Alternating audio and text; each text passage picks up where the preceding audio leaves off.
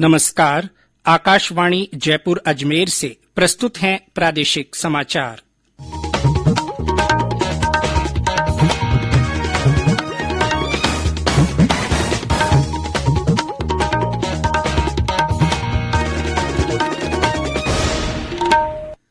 मुख्य समाचार।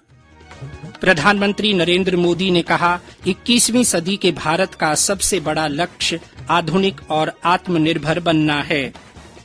प्रदेश में 21 दिन का टीबी मुक्त राजस्थान अभियान 24 मार्च से। होली का पर्व हर्षोल्लास के साथ मनाया जा रहा है। आज होलिका दहन किया जाएगा। जयपुर डिस्कॉम बिजली चोरी और वीसीआर के लंबित मामलों को निपटाने के लिए एमनेस्टी योजना लागू करेगा। और राज्य में गर्मी ने मार्च के पहले पखवाड़े में बीते 10 साल का रिकॉर्ड तोड़ा। दक्षिण पश्चिम के कुछ जिलों में पारा 42 डिग्री सेल्सियस से ऊपर।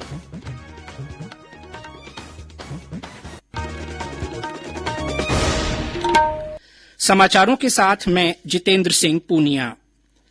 प्रधानमंत्री नरेंद्र मोदी ने कहा है कि राष्ट्र का प्रमुख उद्देश्य स्वयं को आधुनिक और आत्मनिर्भर बनाना है। उन्होंने कहा कि पूरी दुनिया की निगाहें हम पर हैं। कोविड के कारण बनी परिस्थितियों में नई विश्व व्यवस्था उभर रही है और भारत को अपने आप को तेजी से आगे बढ़ाना है। लाल बहादुर शास्त्री प्रशासन अकादमी में 96वें अनिवार्य प्रारंभिक पाठ्यक्रम के समापन समारोह को वीडियो कॉन्फ्रेंस से संबोधित करते हुए प्रधानमंत्री ने कहा कि प्रशिक्षु अधिकारियों को 21वीं सदी के भारत के लक्ष्यों को ध्यान में रखना है।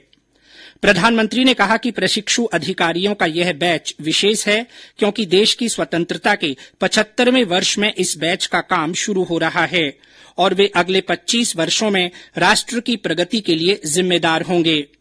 प्रधानमंत्री ने प्रशिक्षु अधिकारियों से कहा कि उन्हें रिफॉर्म, परफॉर्म और ट्रांसफॉर्म को अगले स्तर पर ले जाना है।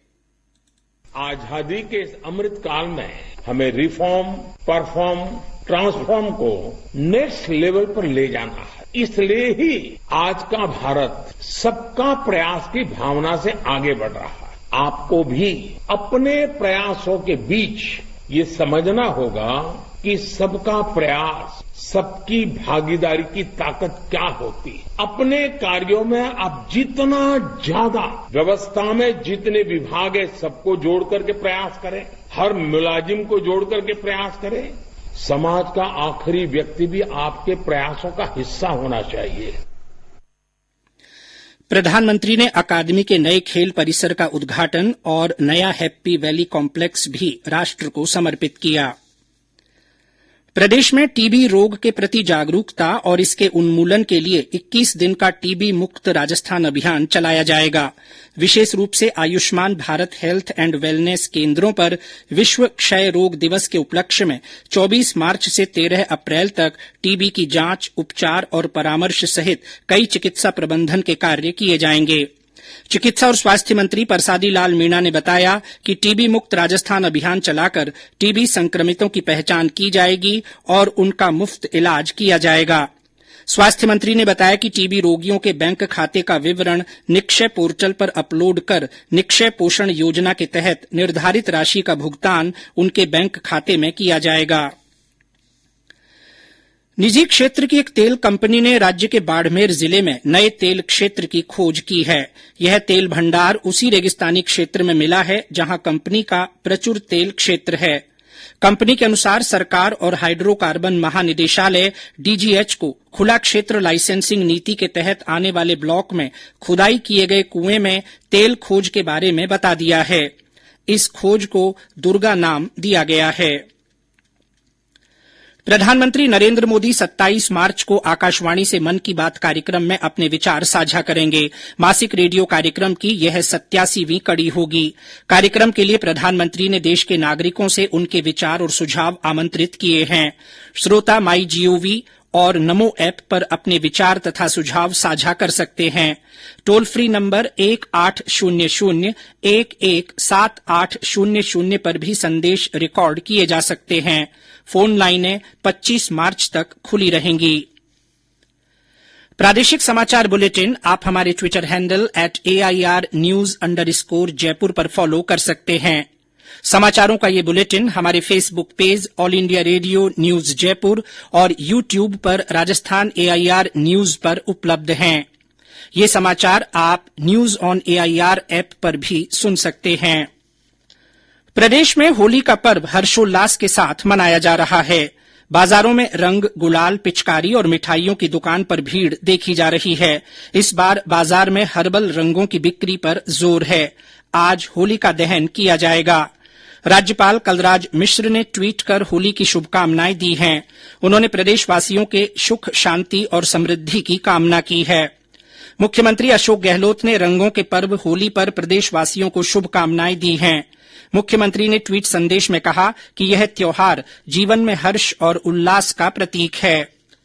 राजसमंद में होलिका दहन शाम के बाद शुभ मुहूर्त में किया जाएगा, जबकि वल्लभ संप्रदाय की प्रधान पीठ श्रीनाथजी मंदिर के तहत होलिका दहन कल सूर्योदय से पहले किया जाएगा। धौलपुर जिले में कई स्थानों पर होली का डांडा रोपा गया। करौली, टोंक और बूंदी में होली के मौके पर फागोत्सव कार्यक्रम किए जा रहे हैं। करौली के मदन मोहन जी मंदिर में स्थानीय कलाकारों ने होली के गीतों की प्रस्तुतियां दी। बूंदी में फागोत्सव के तहत श्री चारभुजा नाथ के मंदिर में फूलों और रंगों से होली खेली गई। टोंक के अन्नपूर्णा गणेश मंदिर में फागोत्सव के गीत गाए गए और भक्तों ने भजनों का आनंद लिया। चूरू में शेखावाटी को लोक नृत्य गींदड़ का आयोजन किया गया। चूरू में आज होली का पर्व परंपरागत रीति रिवाज से मनाया जा रहा है। इस अवसर पर लोक कलाकारों द्वारा शेखावाटी का प्रसिद्ध गिंदड़ नृत्य किया जा रहा है। जगह जगह गिंदड़ नृत्य के अखाड़े लगाए गए हैं, जिस पर लोक कलाकारों चंग व नगाड़ों की थाप पर नाच रहे हैं। बीचों बीच बांसुरी की धुन लोक गीतों को सजीव कर रही है। गिंदड़ नृत्य में पुरुष महिलाओं के वस्त्र धारण कर महरी बनकर नृत्य कर रहे हैं। शहर में आए हुए सैलानी भी इस नृत्य का लाभ उठा रहे हैं। श्रवण शर्मा, आकाशवाणी समाचार, चूरू। सवाईमाधोपुर में नगर परिषद ने हमीर सर्किल सहित विभिन्न चौराहों पर आज रंगोली सजाई गई। जालौर में इलोजी की बारात वीरमदेव चौक से भक्त प्रहलाद चौक तक ढोल नगाड़ों के साथ निकाली गई। कल से 7 दिवसीय गेर उत्सव की शुरूआत होगी। और ब्यौरा हमारे संवाददाता से। जालौर जिले भर में रंगों का त्योहार होली परंपरागत तरीके से शहरों और गांवों में उत्साह और उमंग के साथ मनाया जा रहा है। इस मौके पर विभिन्न मॉलों से सजे धजे रंग बिरंगे परिधान पहने इलोजी की बारात निकाली जा रही है। थोड़ी ही देर में विधि विधान के साथ होली का दहन किया जा रहा है। कल रामा श्यामा का दिन एक दूसरे को बधाइयां देने के साथ ही रंग गुलाल उड़ाया जाएगा। इसी के साथ 7 दिवसीय गैरो उत्सव की शुरुआत होगी, जिसके लिए सभी तैयारियां पूरी कर ली गई है। कप्तानगंज और आकाशवाणी समाचार, जालौर। होली को लेकर लोगों में खासा उत्साह देखा जा रहा है। 2 साल बाद लोग जयपुर के गोविंद देव जी मंदिर में होली का आनंद ले रहे हैं। राजधानी में पुलिस ने व्यापक बंदोबस्त किए हैं। पुलिस कमिश्नर आनंद श्रीवास्तव ने बताया कि होली और धुलंडी पर अतिरिक्त पुलिस जाब्ता उपलब्ध कराया गया है। पुलिस कमिश्नरेट, होमगार्ड और RAC के करीब 6,500 पुलिसकर्मी 24 घंटे तैनात रहेंगे। पुलिस की ओर से धुलंडी के दिन शराब पीकर हुड़दंग करने, बिना मर्जी किसी पर रंग डालने और त्योहार के नाम पर लोगों को तंग करने जैसी घटनाओं पर विशेष नजर रखी जाएगी। रंगों का त्योहार धुलंडी कल मनाया जाएगा। झुंझुनू के नवलगढ़ में धुलंडी के दिन गैर जुलूस को निकालने के लिए पुलिस ने पुख्ता इंतजाम किए हैं। इसके लिए पुलिसकर्मियों सहित 700 कर्मचारियों को तैनात किया गया है। जुलूस पर ड्रोन कैमरों से निगरानी रखी जाएगी। होली के अवकाश और सप्ताहांत पर सवाईमाधोपुर में पर्यटकों की आवाजाही बढ़ गई है। पर्यटकों की भीड़ से व्यवसायियों में खुशी की लहर है। यहां की ज्यादातर होटलें पर्यटकों से गुलजार हैं।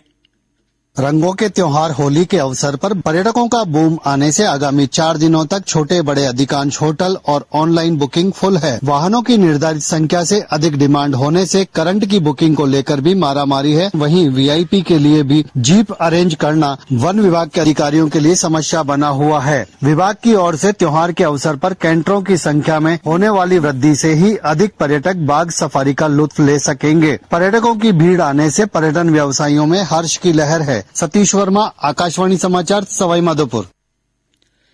जयपुर डिस्कॉम ने बिजली चोरी और इसके दुरुपयोग से संबंधित वीसीआर के लंबित मामलों को निपटाने और इससे संबंधित शिकायतों के निवारण के लिए एमएनएसटी योजना लागू की है।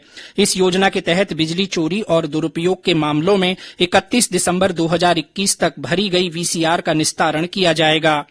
जयपुर डिस्कॉम के प्रबंध निदेशक अजीत कुमार सक्सेना ने बताया कि आगामी 1 अप्रैल से 30 सितंबर तक यह योजना लागू रहेगी।